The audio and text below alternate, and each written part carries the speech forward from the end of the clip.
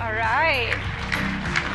Welcome, everyone, to AI and Data at Scale. I can't believe it's been a year since we all met last year.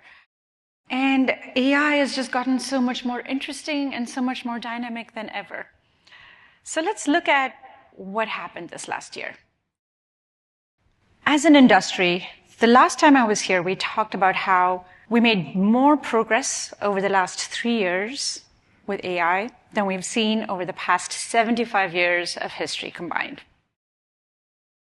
This is the log curve showing the total training flops over the past 6 years. And the blue line shows the flops, growth in flops, starting from GPT-2 series around 2019, all the way to the Llama 3.1, all the way to 405B in 2024. And now, if you map this on to Moore's law, I'd like you to think about where the projections of Moore's law would fall relative to the blue line. And there it is. The incredibly fast exponential growth of Moore's law that has underpinned modern computing for decades, nothing compared to the growth that we see in AI. At Meta, closer to home, we have over 1 million GPUs in our fleet right now. And that's quite a statement for compute. The second thing that's happened this past year is that models have evolved. Turns out models can now think and reason. We saw the launch of O1 from OpenAI in September, and that unlocked the ability for models to think longer at test time. And these models, largely enabled by investments in reinforcement learning, and we'll talk a little bit about that in a second, are the foundation for the agents universe that we live in today. Reinforcement learning doesn't just help with reasoning. It helps with post-training in general. And I just want to show you this graph. And here we're looking at the performance of our 70 billion parameter model in comparison to our 405 billion parameter model. The orange line here represents the 405 billion parameter model. And the other 3 lines show the improvements we've made in our 3 series throughout Llama 3's life cycle. And in particular, 3.3 was the first model to leverage online RL. And the 3 graphs here show 3 different evaluations.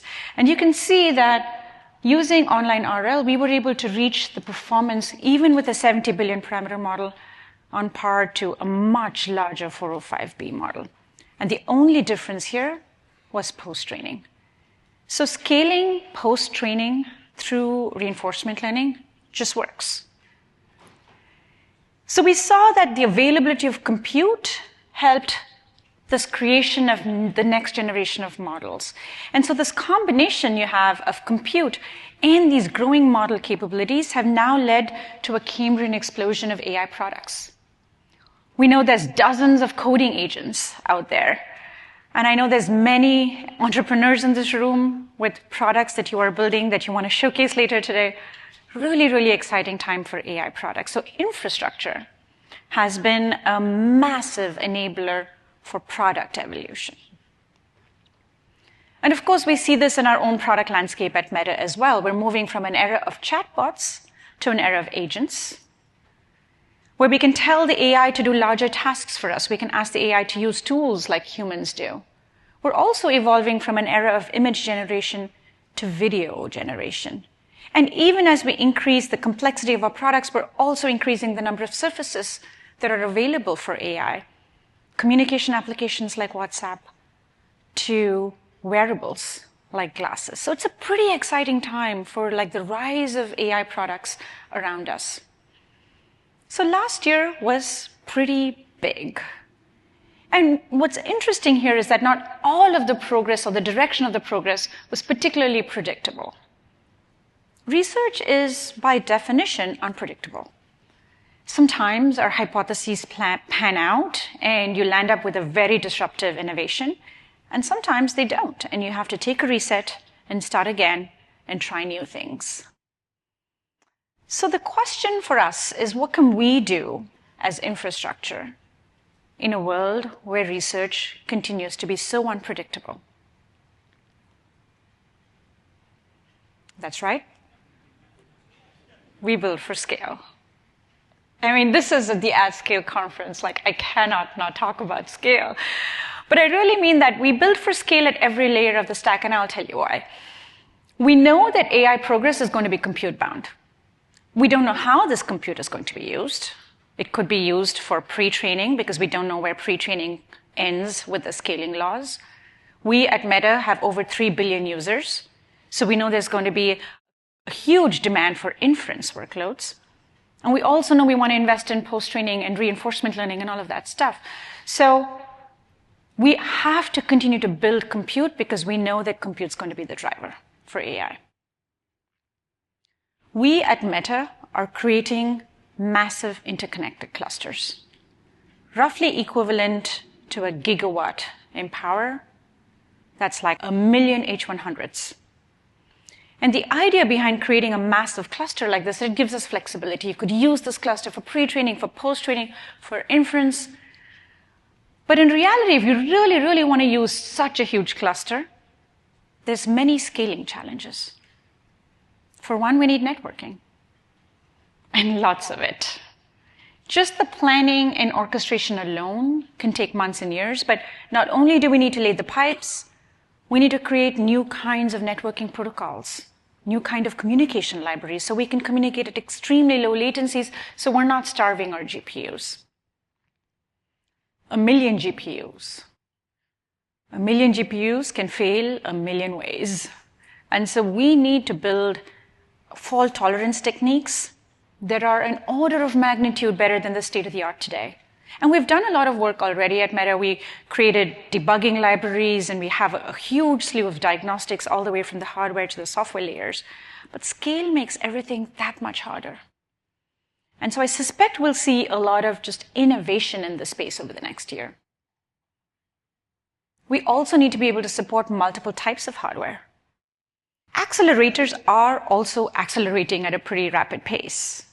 And we cannot afford to have static infrastructure, which means our software needs to adapt to all kinds of new accelerators within a singular cluster, sometimes even within a singular training run. And you all understand how difficult it is to have a singular training run that's dealing with multiple kinds of hardware within the same run. But that is what we're preparing for. And of course, we need to scale reinforcement learning to be able to enable this growth in agents. The concept of reinforcement learning, by the way, is not new. It is actually one of the oldest approaches to machine learning. But what is new is the scale at which we want to do it. This is one depiction of all the different components in reinforcement learning. And I won't go over everything today, but I want to emphasize that the setup and the complexity for reinforcement learning is just vastly higher than for pre-training. All of the work we've done in pre-training that I've talked about last year is within a single component in this reinforcement learning loop, which means we have so much work as infrastructure to get the rest of this working, to make it real. For example, there's a box here called generators, and that's really just having inference work within a training loop.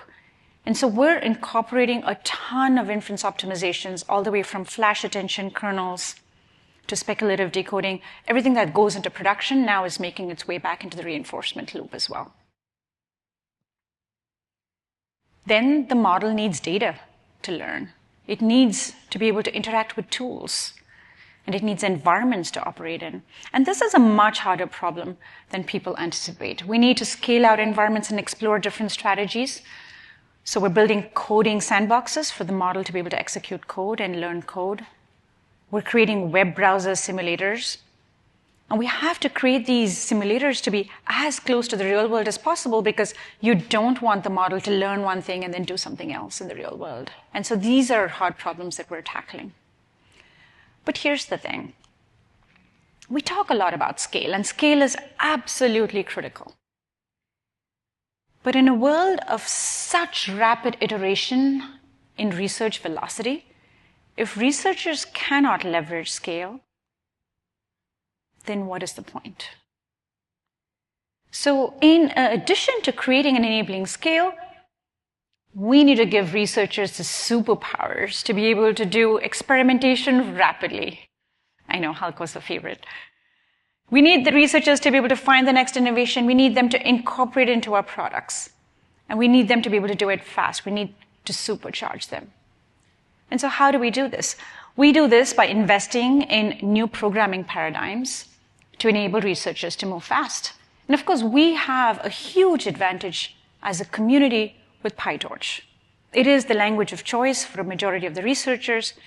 And so now we're working on a new programming environment called Monarch. It is a distributed execution engine for PyTorch. It builds on a single controller architecture. And the idea here is that a single ML researcher should be able to develop a hypothesis, an idea, and be able to sit down, use their Jupyter notebook, and then be able to execute that idea. Whether it's on a single node or a local host, or whether it's a cluster of millions of GPUs, it should not matter to the researcher.